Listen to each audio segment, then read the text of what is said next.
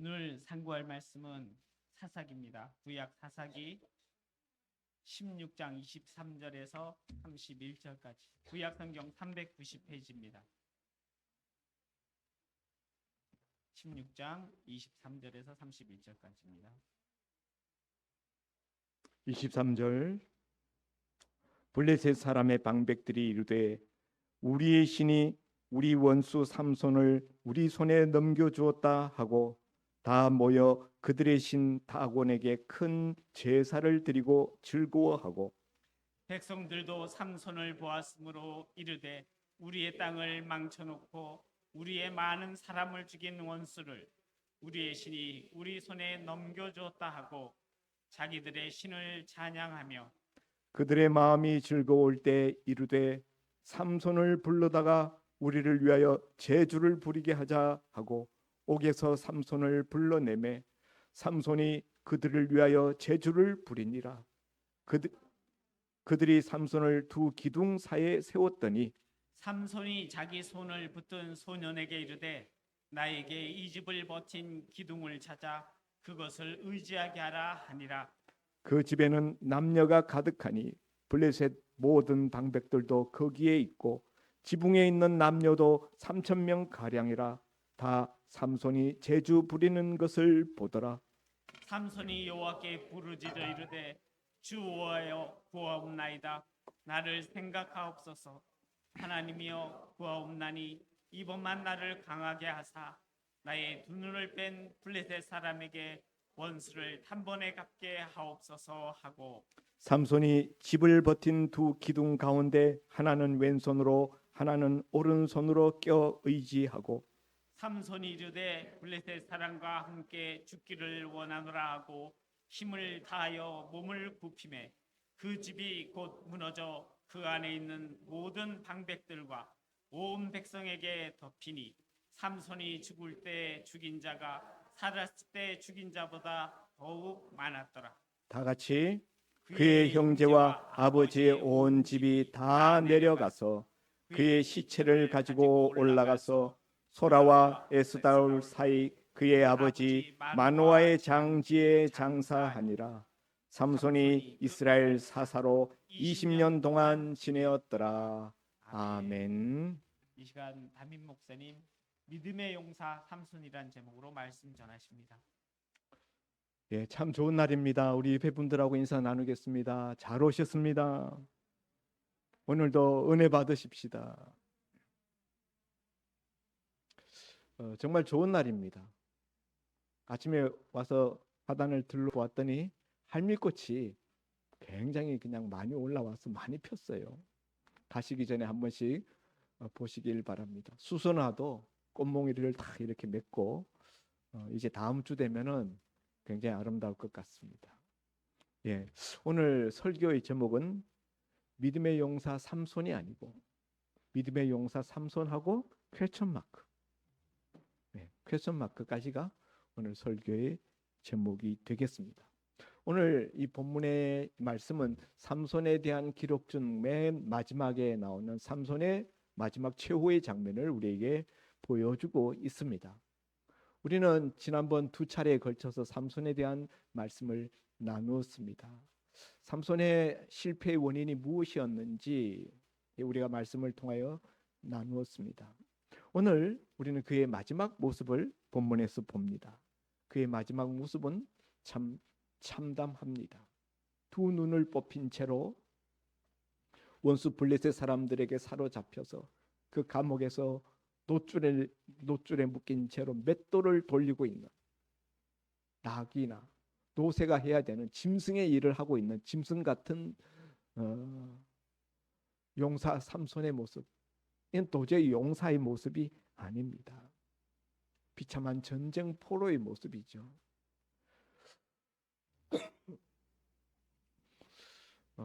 그런 삼손의 그 마지막 모습. 그리고 이제 오늘 본문 앞에 보면은 블레셋 사람들이 자기들의 신 다곤 신에게 제사 드리는 큰 축제 이를 맞이하여서 감옥에 갇혀 있는 삼손을 끌어다가 그들 앞에서 대중들 앞에서 어릿광대 광대 노릇을 시킵니다. 삼손에게 조롱하기 위하여서 삼손을 재주를 부리게 하자 하고 삼손에게 재주를 부리게 하였다. 용사 삼손이 아주 그냥 놀이개감이 되었습니다.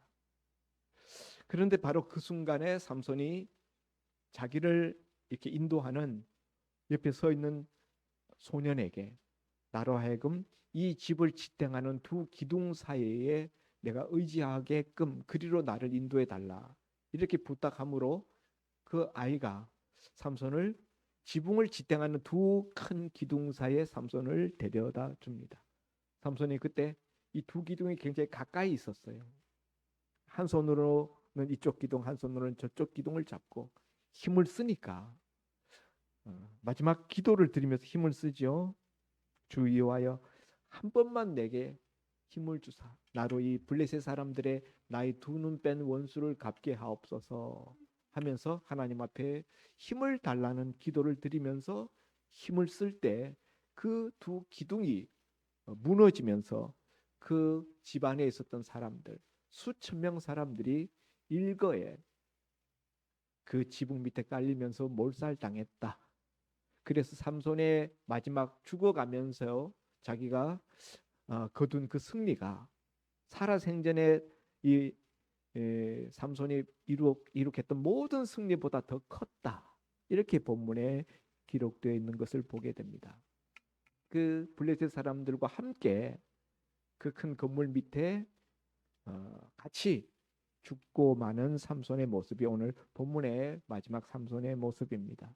이 내용을 가만히 묵상해 보면은 마치 영화의 한 장면을 보는 것 같이 굉장히 생생합니다. 여러분은 어떻게 느끼셨는지 모르겠는데 이 본문을 찬찬히 마음속으로 한번 음미를 하면서 읽어 보십시오. 그림 같아요. 그 장면이 굉장히 생생하게 마음속에 이미지업되는 것을 느끼실 수가 있을 것입니다. 이것을 통해서 저는 세 가지를 여기서 봅니다. 첫째, 삼손의 싸움은 마음 빼앗기 싸움이라고 그랬죠. 마음 빼앗기 싸움은 사탄도 우리에게 마음을 달라 그러고 하나님도 우리에게 마음을 달라 그러는데 들릴라도 삼손의 마음을 달라고 그랬는데 그 싸움에서 삼손이 패했다. 그러므로 그 결과 마음을 들릴라한테 줬더니 들릴라는 삼손의 두 누나를 뽑아버렸다 라는 말씀을 나누었는데 이렇게 마음 빼앗기 싸움에서 패하면은 그 나중 모습은 비참해진다 라는 것을 우리는 삼손을 통하여서 다시 한번 확인하게 됩니다. 비참해진 삼손의 마지막 모습. 그런가 하면은 삼손을 조롱하고 하나님을 멸시하던 이 블레셋 사람들, 하나님과 하나님의 종을 조롱하고 모욕하는 자들의 최후는 어떻게 되는가 하는 것도 오늘 본문에서 함께 보여줍니다. 그것은 바로 멸망당하는 모습이었다 하는 거죠. 그들이 그렇게 의지하고 자랑스러워했던 그 큰 지붕에만 3천 명이 올라가 있었대요. 어마어마한 건축물이었죠. 그 고대 시대. 그런 그 건축물이 무너지면서 지붕 위에 3천 명, 지붕 밑에는 몇천 명이 있었는지 모르겠어요. 그 사람들이 다 일시에 다 죽음으로 그 최후를 마치게 되는 것이 오늘 본문의 또 두 번째 내용입니다. 삼손의 모습과 그 대적의 모습. 그런가 하면은 이 본문 속에서는 또 하나님의 모습도 굉장히 생생하게 나타납니다. 삼손을 우리가 이때까지 쭉 살펴보았는데 굉장히 약점이 많고 문제가 많은 사람이에요. 하나님의 사사라고 일컬음을 받기에는 걸맞지 않은 그냥 자기 마음대로 자기 기분 내키는 대로 막 살아가는 건달 같은 그런 인생을 살았다. 그럼에도 불구하고 그런 그 약점 있고 불충한 그런 사람임에도 불구하고 그의 드리는 기도를 하나님이 들어주셨어요. 그래서 맨 마지막으로 한 번만 나한테 힘을 주셔서 이 블레셋 사람들이 나의 두 눈 뺀 원수를 갚게 하옵소서라는 그 삼손의 그 마지막 기도에 하나님이 응답해 주셨다는 것이죠. 삼손의 힘이 아니죠. 그 어마어마한 그 건축물을 지탱하고 있는 그 기둥을 삼손이 그것을 흔들어서 그 집이 무너지게 만든 것은 하나님의 놀라운 역사였죠. 예, 삼손의 그 마지막 기도에 하나님이 응답하셨기 때문이었다 하는 거죠. 유명한 성경학자인 맥켄 교수라는 분은 삼손에 대해서 이렇게 세 가지로 평가했습니다. 첫째, 아주 무모하고 그 드릴라하고 장난을 치잖아요. 무모하고 또 성욕 과잉이고 늘 보면 여자들만 쫓아다니잖아요. 성욕 과잉. 어떤 사람은 성중독자 이렇게까지 표현했더라고요. 그리고 세 번째는 불충한 사람이다. 하나님께 자기 사명에 또 자기 인생에 불충성스러운 불성실한 그런 사람이었다. 이렇게 세 가지 단어로 무모하고 성욕 과잉이고 불충한 사람 이렇게 삼손의 인생을 정리했습니다. 그런데 히브리서 11장 32절에 가서 보면은 이런 함량 미달의 선지자인 이 삼손에 대하여서 히브리서 기자는 믿음의 영웅들 반열에 거기에 삼손의 이름을 등재하고 있다는 사실입니다. 거기에 보면은 기드온, 바락, 입다, 다윗, 그리고 사무엘, 그리고 선지자들 그들의 이름 가운데 삼손의 이름도 집어넣고 있어요. 그 너무나 뜻밖의 그런 그 배치입니다. 히브리 11장에는 정말 대단한 믿음의 사람들만 나오는데 거기 다니엘의 이름은 빠져 있고 다니엘의 세 동무 사드락과 메삭과 아벳느고 같은 사람의 이름은 안 나오는데 삼손의 이름이 나와요. 참 이해하기 어렵습니다. 여러분은 어떻게 생각하십니까? 삼손을 믿음의 영웅으로 여러분이 생각하십니까? 저는 아무리 생각해도 삼손이 믿음의 영웅 같지 않아요. 믿음의 영웅은 고사하고 믿음의 사람 같지도 않습니다. 그럼에도 불구하고 히브리서 기자는 왜 삼손을 히브리서 11장의 믿음 영웅장에 그 삼손의 이름을 거기에 올려 놓았을까? 그 사람이 실수인가? 아니죠. 하나님의 감동하심으로 하나님이 그렇게 기록하게 하신 것이죠. 그러면은 하나님은 왜 이런 삼손 같은 이런 불량하고 불성실하고 자기 사명도 감당 못하는 이런 건달 같은 시중 잡배 같은 인생을 산 그를 믿음의 사람으로 히브리서 11장에 그 이름을 기록하게 하셨는가? 오늘 이것이 우리가 생각해 보고자 하는 화두입니다. 하나님 왜 그러셨을까요? 그러니까 사람들의 평가는 그 말종 같은 건달 같은 시중 잡배 같은 그런 사람이었다. 사사라고 이름 부르기엔 너무 부끄러운 그런 인간이었다. 이게 사람들의 일반적인 평가인데 하나님은 그는 믿음의 용사였다. 너무 다르죠. 저도 아무리 삼손을 눈을 이렇게 뒤집어 놓고 정말 삼손의 그 생애를 쭉 아무리 살펴봐도 그렇게 믿음으로 살았다고 생각되는 부분을 발견하기가 어려워요.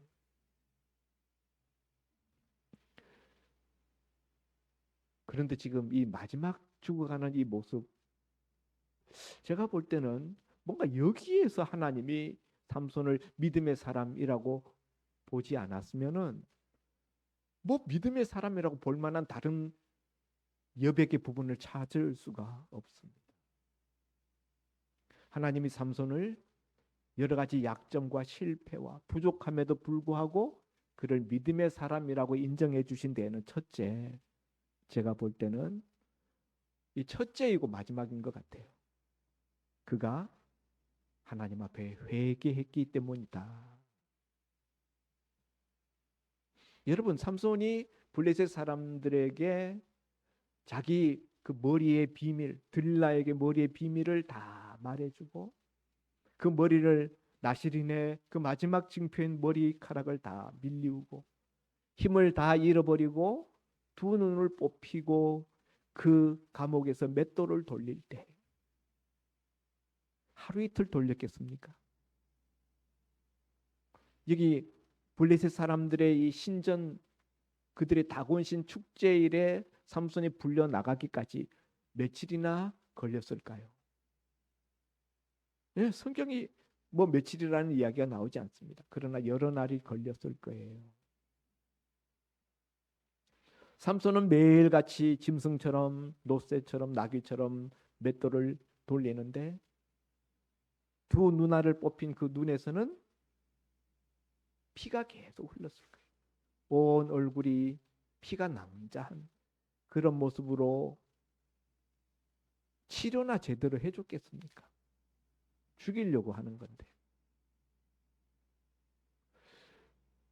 그때 삼손은 그런 고통 속에서 무슨 생각을 했을까요? 맷돌을 돌리면서 하루 종일 맷돌 돌리면서 매일매일 그 일을 계속 반복하면서 무슨 생각을 했을까요? 자신이 오늘날 어떻게 해서 이런 자리에 떨어지게 되었는지, 왜 자신의 힘이 사라졌는지, 하나님의 신이 왜 자신을 떠났는지, 그거 생각하지 않았겠습니까? 사람은 고난이 깊어지면 그 속에서 자기 성찰을 하게 되는 겁니다. 오늘날까지 삼손은 자기 인생을 성찰해 본 적이 없는 그런 모습으로 인생을 살아갔습니다. 인생을 장난처럼 살았어요. 그런데 피눈물을 흘리면서 날마다 끊임없이 맷돌을 돌리는 개미 쳇바퀴 같은 하루하루를 보내면서 삼손의 마음 깊은 속에 자기 자신에 대한 성찰, 그 속에서 뭘 느꼈을까요? 자신의 죄인됨과 자신의 하나님 앞에 불성실했음, 하나님 앞에 불충했던 지난날의 자기의 모습들이 자기 마음속에 또렷이 생각났을 것입니다. 그리고 삼손은 그 뽑힌 두 눈에서 피만 흘린 것이 아니라 하나님 앞에 날마다 뜨거운 회개의 눈물을 흘렸을 것이 분명합니다. 우리가 삼손이 그렇게 뜨거운 회개의 눈물을 흘렸다고 우리가 생각할 수 있는 이유는 삼손의 마지막 기도를 하나님이 들어주셨다는 거예요. 삼손이 잃어버렸던 괴력을 하나님이 다시 회복시켜 주셨다는 것입니다. 그건 무슨 말입니까? 떠나가셨던 하나님의 영이 다시 삼손에게 임했다는 거예요. 삼손의 힘의 근원은 하나님의 임재하심이었어요. 그런데 삼손이 생애 그 어떤 때보다 더 강력한 힘으로 그 큰 건물을 무너뜨렸어요. 하나님이 삼손 위에 다시 강력하게 임재하셨음을 보여주는 증거입니다. 그건 뭘 말하는 겁니까? 삼손이 회개했음을 의미하는 것입니다. 삼손이 회개하지 않았다면은 하나님의 신이, 하나님의 영이 삼손에게 그렇게 다시 임했겠는가? 임하지 않죠. 삼손이 괴력을 회복했다는 것은 삼손이 회개했음을 나타내는 방증인 것입니다. 여러분, 회개하면은 하나님은 회복시키십니다. 한번 따라 하십시다. 회개하면 회복시키신다. 하나님께 회개하면 하나님은 그 인생을 회복시키십니다.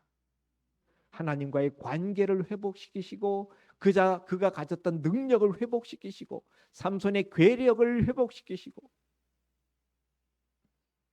우리가 돌이키면 하나님도 우리를 향하여 돌이키십니다. 삼손이 하나님을 향하여 마음을 돌이켰어요. 그의 들릴라에게 주었던 그 마음을 하나님께로 다시 옮겼습니다. 하나님께로 돌이켰습니다. 그의 진심을, 그의 마음을, 그의 진정을 하나님께 돌이켰을 때 하나님도 그 마음을, 하나님의 진정을 삼손에게로 돌이켰습니다. 이것 외에는 삼손에게서 우리가 믿음의 사람으로 하나님이 인정할 만한 다른 어떤 이유도 찾아볼 수 없습니다. 단지 회개했다는 것만 가지고, 그것 가지고 믿음의 사람이라고 할 수 있을까? 우리 생각은 그래요. 그냥 단지 회개한 것뿐인데 그걸 가지고 믿음의 사람이라고 말할 수 있을까? 믿음의 사람, 우리 성경적인 용어로는 의인입니다. 믿는 자는 하나님이 의롭다고 보신다는 거죠. 근데 그 믿음은 대단한 어떤 믿음, 삼손에게서 우리가 보는 믿음이라는 것은 대단한 어떤 뭔가를 이루는 그런 업적적인 믿음이 아니라 하나님 앞에 자신의 죄인됨을 깊이 통감하면서 자복하면서 회개하는 믿음. 예, 하나님은 그 단순한 믿음을 보시고 그럼에도 불구하고, 그것뿐임에도 불구하고 삼손을 믿음의 사람으로 인정해 주셨다는 사실입니다. 뭔가 거기다 한 가지 뭔가 덧붙여 보려고 하면은 말이 잘 안 되기는 하는데, 그래도 뭔가 붙여 보려고 한다면은 마지막 죽을 때 자신의 죽음을, 사명에 부합하는 죽음을 죽었다. 살아생전에는 사명에 부합한 사명적인 삶을 살지 못했어요. 하나님 주신 사명은 13장 5절에 나오는데요. 13장 5절에 삼손에 태어나는 기사에 보면은 삼손의 사명은 블레셋 사람들을 물리쳐서 이스라엘을 블레셋 사람의 손에서부터 구원해내는 것, 구원하기 시작하는 것, 그것이 13장 5절에 나오는 하나님이 삼손에 태어날 때 삼손에게 부여하신 인생 사명이었습니다. 근데 삼손은 이 사명감, 사명의식이 없이 살았어요.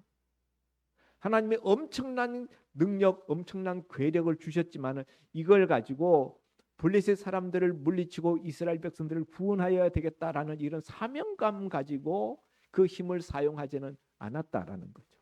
늘 자기의 개인적인 욕망, 성적 충동을 해결하는, 여인들을 따라다니면서 여인을 통하는 육체적인 욕망을 충족하는 데에 자기의 주신 하나님이 그 힘을 대부분 사용했다. 하나님이 주신 것은 엄청난데 하나님의 주신 것대로 살지 못했던, 하나님의 주신 것과는 너무나 부족하게 살았던 그런 삼손의 모습이었습니다. 많은 것을 주시고 하나님이 많은 기대를 하셨음에도 불구하고 그 기대에 형편없이 미치지 못하는 허접한 삶을 살았던 삼손입니다. 그런데 참 마지막 순간에 회개도 좀 미리미리 했으면 참 좋았을 텐데 삼손의 회개는 마지막 죽음을 목전에 둔 순간에, 마지막 순간에 이루어진 회개였다 하는 거죠. 우리가 생각할 때는 야, 그 너무 늦은 회개 아니야? 때늦은 회개 아니야? 이런 느낌이 듭니다. 그런데 하나님 앞에서는 너무 늦은 회개란 없다 하는 거예요.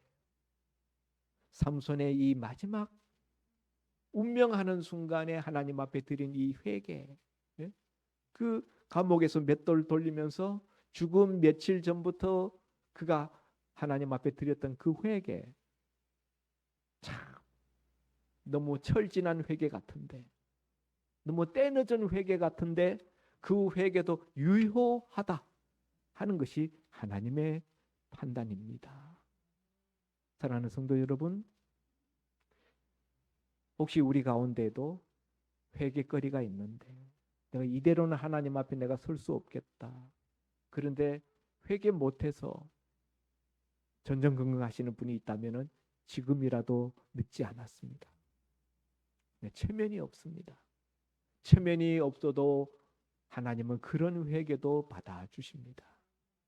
삼손의 회개 정말 체면이 없는 거예요. 사사로서 하나님이 그토록 많은 은사와 은혜를 주시고 그랬는데 그거 하나님 주신 대로 써보지도 못하고 그렇게 살다가 마지막 죽는 순간에야 하나님 앞에 회개하는 모렴치한 회개 같은데 하나님은 그 회개도 받아주시더라는 것이죠. 십자가상의 강도, 한평생토록 많은 죄를 저지르고 십자가형에 처해질 정도로 큰 죄인이었습니다. 작은 죄인들은 십자가형에 매달지 않습니다. 그럼에도 불구하고 강도였잖아요. 우리 주님께서는 십자가 위에서 그 강도가 주 예수여 당신의 나라에 임하실 때에 나를 기억해 주소서라는 그 한마디를 듣고 오늘 내가 나와 함께 낙원에 있겠다라고 그에게 구원을 선언해 주셨습니다. 죽음의 순간에 드린 회개도 유효한가? 우리가 십자가상의 강도를 통해서 또 오늘 이 삼손의 마지막 모습을 통해서 우리가 발견하게 되는 것은 그것도 하나님 앞에 유효하다는 거예요. 하나님 앞에 때늦은 회개란 없다. 자, 한 가지 또 생각해 보게 되는 것은 삼손이 회개하는 데 있어서 결정적인 역할을 한 것은 그의 두 눈이 뽑힌 것입니다. 두 눈을 뽑았던 블레셋 사람들은 흔히 적군을 잡으면 적군의 장수를 잡으면 눈을 뽑았어요.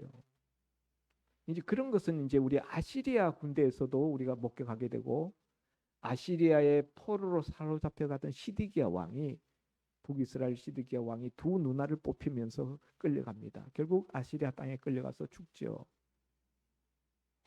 두 눈을 뽑는 데는 두 가지 의미가 있습니다. 눈을 뽑아 놓으면은요 도망을 못 가요. 꼼짝 못 합니다. 아무리 대단한 장수라도 눈알이 뽑혀버리면은 아무것도 못 하는 거예요. 어린아이처럼 됩니다. 그래서 도망치지 못하고 자기네 마음대로 다룰 수 있도록 적장을 잡으면 또 적의 왕을 잡으면 눈을 뽑았어요. 그런가 하면은 또한 오늘 본문에서 보는 것과 같이 조롱하는 의미가 있습니다. 눈을 뽑아놓고 마음대로 조롱하잖아요. 마음대로 모욕 주고 조롱하고 마음대로 때리고 그렇게 조롱하고 모욕하기 위한 목적이 있습니다. 이건 만행이죠. 우리 현대적인 인류애적인 관점에서 볼 때는 우리 적군이라 그래도 우리가 오늘날은 적십자 정신에 의해서 적군도 치료해 주잖아요. 죽어가는 사람은 치료해 주잖아요. 그런데 살아있는 멀쩡한 사람의 두 눈을 뽑아서 조롱한다. 만행입니다. 그러나 이것은 한편으로 보면은 하나님의 심판이죠. 자신의 육신의 정욕과 안목의 정욕을 따라서 여인네들만 쫓아다니던 그 두 눈, 그 잘못된 시각에 대한 하나님의 심판이죠. 왜 하필이면 그 눈을 뽑습니까? 저는 의미가 있다고 생각합니다. 하나님의 심판적인 성격이 들어있다. 그러나 저는 이 삼손의 두 눈이 뽑힌 이것이 하나님이 삼손에게 베푸신 은혜였다고 생각합니다. 두 눈알이 뽑히지 아니하고 만일 적군이 삼손을 잡아서 목을 베어 버렸더라면 삼손은 회개할 기회가 없어요. 회개 없이 죽고 말았을 것입니다. 그런데 누나를 뽑았다는 것은 빨리 죽이지 않는다는 거예요. 날마다 그 눈에서 피가 흘렀겠습니다마는 죽는 데는 시간이 걸려요. 그렇게 고통의 시간, 고통의 나날을 보내는 그때는 삼손에게 회개의 기회가 되었다라는 사실입니다. 그러니까 두 눈알이 뽑힌 것이 삼손에게는 회개할 수 있는 하나님이 주신 은혜요 배려였다. 너무 아프고 고통스러우니까 마음이 심령이 가난해지고 하나님을 찾을 수밖에 없었고 하나님 앞에 부르짖을 수밖에 없었고 그렇게 하나님 앞에 한없이 낮아지고 하나님을 향하여 부르짖다 보니 자기 마음속에 자신의 죄인됨과 하나님 앞에 불충했던 그 모든 것들이 생각났고 그러므로 하나님 앞에 진정한 참된 회개를 깊은 회개를 드릴 수가 있었더라는 것이죠. 이런 점에서 삼손의 두 눈 뽑힌 것은 한편으로는 심판이지만은 한편으로는 하나님의 은혜 베품이었다라는 사실입니다.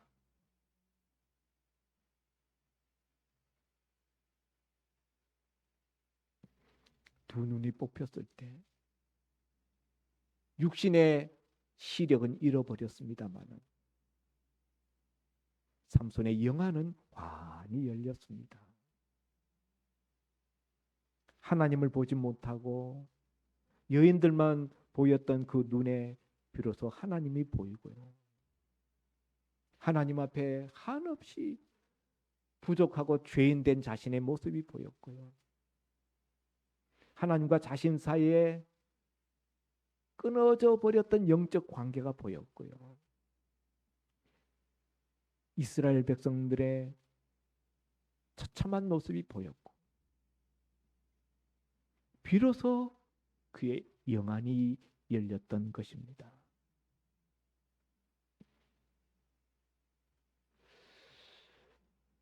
그러나 삼손의 이런 모습은 안타까움을 우리에게 결코 지워버릴 수가 없습니다. 삼손이 진작에 좀 정신 차리고 진작에 좀 회개하고 진작에 좀 사명감을 가지고 남은 인생을 하나님 앞에 정말 보란듯이 살다가 죽었었더라면 얼마나 좋았을까. 이런 아쉬움을 우리가 지울 수가 없는 것입니다. 그런데 여러분, 하나님은 왜 이렇게 삼손의 이야기를 써 내려가면서 삼손이 잘한 것이 아무것도 단 하나도 기록하지 않았을까요? 저는 거기에 또 뜻이 있다고 생각합니다. 삼손은 이스라엘 구원자로 보내심을 받았어요. 여러분, 성경에 출생 기사를 쓰고 있는 사람은 거의 없어요. 성경에 출생 기사, 아브라함 출생 기사 있나요? 아브라함 출생 기사 없어요. 다윗의 출생 기사 있나요? 다윗의 출생 기사 없어요. 엘리야의 출생 기사 있나요? 없어요. 태어날 때 어떠했다라는 출생 기사가 있는 것은 모세가 있고요. 그 다음에 오늘 이 삼손이 있고요. 그 다음에 신약 성경에 세례 요한이 있고 예수님이 있어요. 그러니까 삼손의 그 출생 기사 13장에 나오는 그 출생 기사를 보면은 전부 다 하나님이 삼손에 대해서 대단한 어떤 비중을 할애하고 있다. 예, 출생 기사를 쓴다는 건 이 대단한 하나님의 관심과 하나님의 어떤 섭리 의도가 들어있다는 거거든요. 모세나 세례 요한, 하나님의 엄청난 계획 속에서 그 사명을 감당하는 인물들이잖아요. 그런데 그런 그 인물들 속에 삼손도 출생 기사가 들어있다. 삼손은 사사라는 말은 이스라엘의 구원자입니다. 이스라엘을 블레셋 사람의 손에서 구원하도록 그런 사명으로 이 땅에 보내심을 받은 인물입니다. 출생 기사가 있을 정도로. 그런데 이스라엘을 제대로 구원하지도 못했고 정말 사명 감당하는 어떤 믿음의 모습 하나 제대로 보여준 게 없었습니다. 그리고 이렇게 마지막에는 이렇게 스스로 원수들과 함께 같이 자멸하는 이런 모습을 보여줍니다. 왜 하나님이 이렇게 쓰셨을까? 왜 이렇게 삼손의 일대기를 정리하시는 것일까? 삼손의 이야기는 사실을 가만히 들여다보면 삼손 이야기가 아니라 하나님의 이야기예요. 삼손에게 태어날 때부터 하나님이 주신 블레셋 사람들을 치라. 블레셋 사람들 손에서부터 이스라엘을 구원해 내게 하는 그 시작점이 되게 하시는 이 삼손의 이야기. 실제로 삼손이 살아가면서 결혼할 때 그 아내로 인하여서 블레셋 여자를 아내로 맞이하여 부모들의 반대에도 불구하고 그리고 수수께끼를 냅니다. 그 수수께끼 문제 때문에 블레셋 사람 30명을 죽이고 또 그 장인 된 블레셋 장인이 삼손의 아내를 다른 사람한테 줘버렸어요. 딴 사람한테 다시 시집을 보냈습니다. 삼손이 화가 나가지고 와서 블레셋 사람들에게 그 밭에다가 요 꼬리에다가 횃불을 달아가지고 밭을 완전히 다 아작을 내버리죠. 그리고 블레셋 사람 1000명을 나귀 턱뼈로 가지고 쳐서 죽입니다. 혼자. 근데 그때마다 삼손이 그 괴력을 발휘할 때마다 보면은 여호와의 영이 삼손에게 갑자기 임하심에 혹은 또 강하게 임하심에 하나님의 영이 임하여서 그 하나님의 영의 임하심으로 말미암아 블레셋 사람들을 쳐서 죽이는 거예요. 삼손은 제대로 뭐 블레셋 사람들을 어떻게 쳐 죽여야 되겠다, 뭐 이스라엘 백성들을 그 블레셋 사람에서 손에서 구원해 내야 되겠다라는 어떤 계획이나 그런 사명감 가지고 한 일은 아닌데 결과적으로 보면은 삼손이 실수하고 개인적으로 자기 기분, 자기 감정, 자기 분노 이런 것 때문에 한 일인데 결과적으로 보면은 블레셋 사람들이 약해지는 블레셋 사람들에게 하나님의 그 팔이 치는 그런 결과를 만들어냅니다.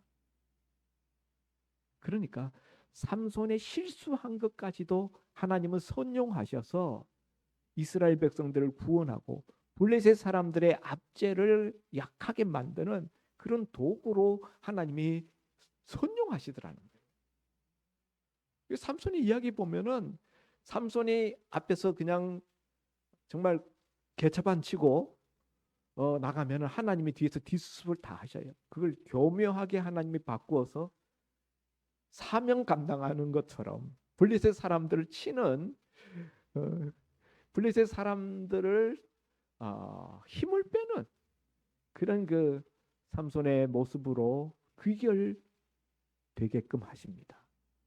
그래서 삼손이 용사가 아니라 사실은 하나님이 용사예요. 예? 진정한 용사는 믿음의 영웅은 하나님이십니다. 삼손은 믿음도 없었는데 그저 회개한 것뿐인데. 그래서 우리 삼손의 이야기를 보면은 삼손의 실수 실패에도 불구하고 삼손을 버리지 아니하시고 쓰시는 하나님. 우리 사람 같으면은 이렇게 그냥 실패하고 이렇게 엉뚱한 짓 벌리고 다니고 자기 정체성도 모르고 하지 말라는 짓은 다 하잖아요. 나시내로서 하지 말라는 짓은 다 해요. 그러면은 우리는 진작에 버렸습니다. 그런데 하나님은 그런 약점과 실패에도 불구하고 버리지 않고 끝까지 쓰셔요. 그리고 그 잘못한 것까지도 선용하셔서 사명을 감당하는 모습으로 포장해 주셨다. 함량 미달임에도 불구하고 거기에다 플러스 알파의 은혜 가산점을 주어서 그런 삼손을 믿음의 영웅 반열에 올려주신 하나님. 그 하나님은 뭐라고 이야기해야 될까요? 은혜와 자비가 풍성하신 하나님. 아무리 삼손에게 좋은 점 닦고 찾아볼라 해도 볼 수 없는 그 삼손, 회개한 것 하나뿐인데 그럼에도 불구하고 너 믿음의 사람이야, 너 믿음의 용사야, 이렇게 인정해 주시는 하나님, 그 하나님이 저와 여러분의 하나님입니다. 우리도 날마다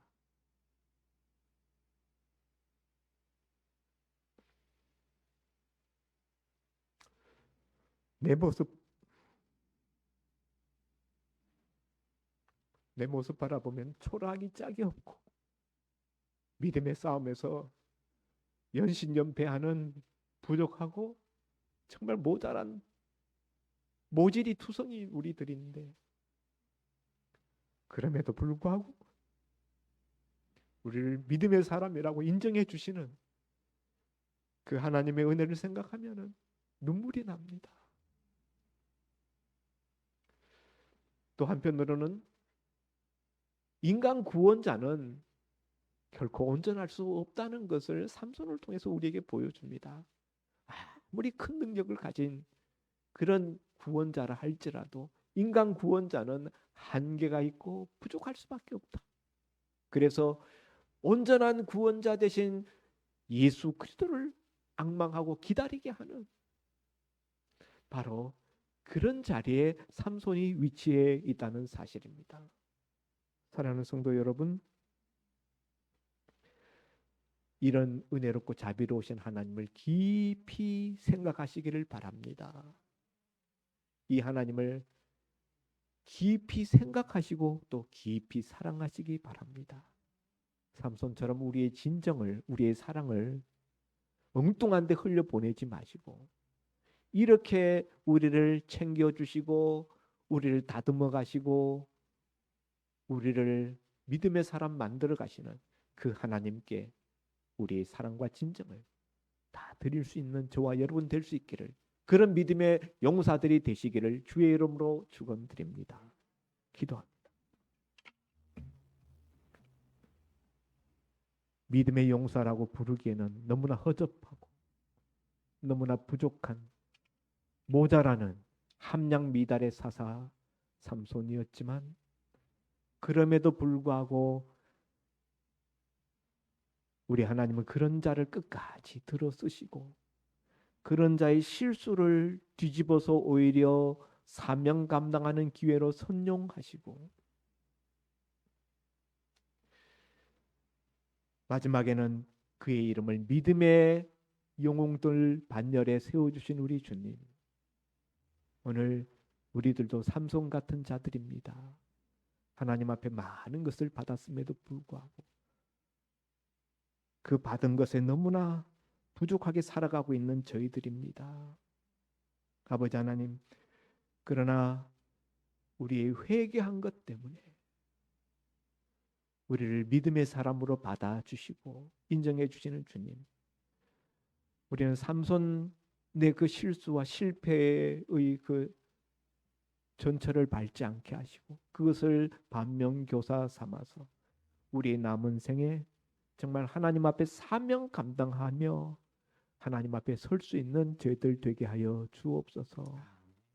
삼손은 마지막 죽음만 사명 감당하는, 사명에 부합하는 그런 죽음을 죽었지만은 우리는 삶에서 우리 살아가는 나머지 여생의 삶의 여정을 통하여서 사명에 부합하는 삶을 살게 하여 주옵소서. 예수님 이름으로 기도하옵나이다. 아멘. 은혜로운 말씀 감사합니다. 우리가 세상을 살아갈 때 사람과의 다툼에서도 먼저 사과하는 사람이 이긴 사람이라고 얘기들 하는데, 우리 신앙생활 중에서도 하나님 앞에 회개하는 사람이 의로운 사람이라 하나님께서 인정해 주신다는 말씀 마음 깊이 새기겠습니다. 다 같이 304장 부르면서 봉헌 드린 후에 목사님 드린 헌금을 위해서 기도하시겠습니다.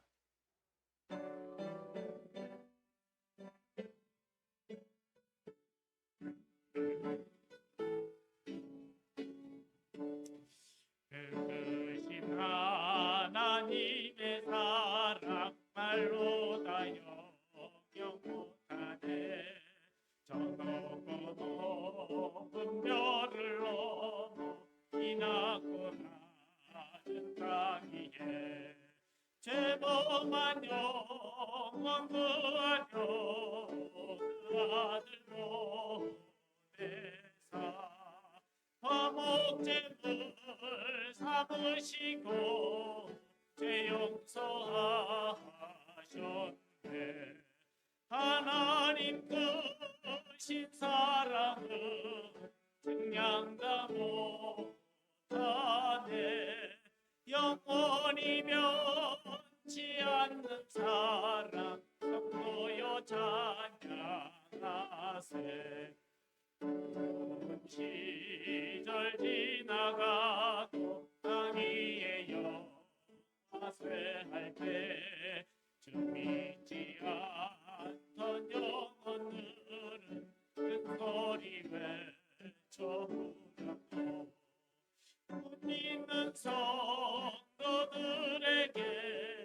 큰 사랑 베푸사 우리의 죄 사했으니 그대 잊을까. 하나님 크신 사랑은 증량다 못하네. 영원히 변치 않는 사랑 성도여 찬양하세. 하늘을 두루마리 삼고 바다를 삼아도 한없는 하나님의 사랑 다 이루갈 수 없겠네. 하나님의 크신 사랑 그 어찌 닿았을까. 저 하늘 높이 사도 채우지 못하지. 하나님 크신 사랑은 증량다 못하네. 영원히 변치 않는 사랑 성도여 찬양하세.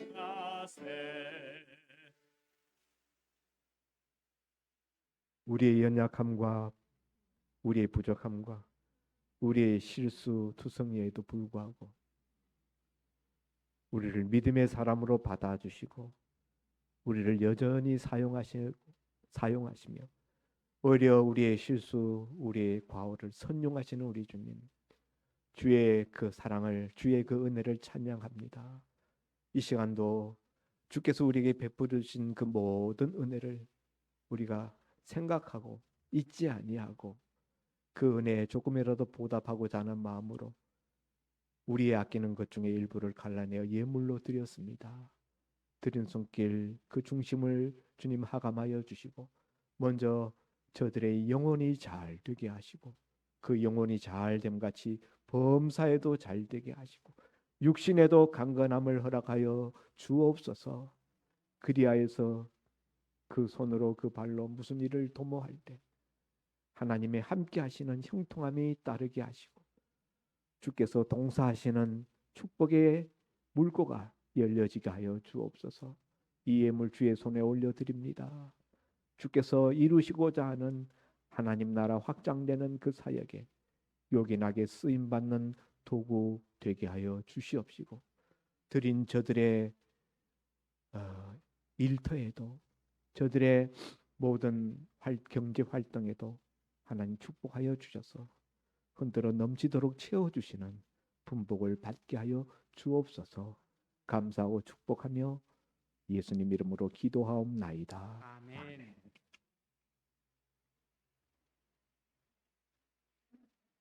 교회 소식 시간입니다. 예배 후에 20일 수요일 저녁 예배 후에 저녁 6시 30분 예배 전에 무경실에서 임시 당회가 있습니다. 정기 재직회가 24일 주일 낮 예배 후에 분당에서 있을 예정입니다. 재직 여러분들은 잊지 말고 꼭 참석해 주시기 바랍니다. 목회자 동정입니다. 노예 고시부 모임이 23일 토요일 오전 9시 대덕교회에서 있습니다. 목사님 노예 고시부이시므로 목사님 가십니다. 다음 주일은 우리 종료주일입니다. 꼭 기억하시기 바라고요. 또 우리 고난주간 저녁기도회가 25일부터 29일까지 돌아오는 다음 월요일부터 금요일 저녁까지 저녁 7시 반 우리 예배 시간에 고난주간 저녁기도회로 모입니다. 기억하여 주시고 다 함께 참석하셔서 고난주간 기도회를 통해서 우리 부활주의를 준비하실 수 있기를 바랍니다. 목사님 다짐은 다 같이 일어나셔서 518장 1장 부른 후에 윤준호 목사님 축도로 오늘 주일 예배를 마칩니다.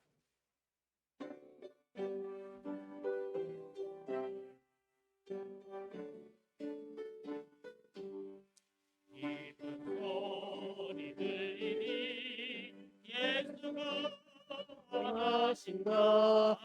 만민에게 전하라. 예수가 원하신다.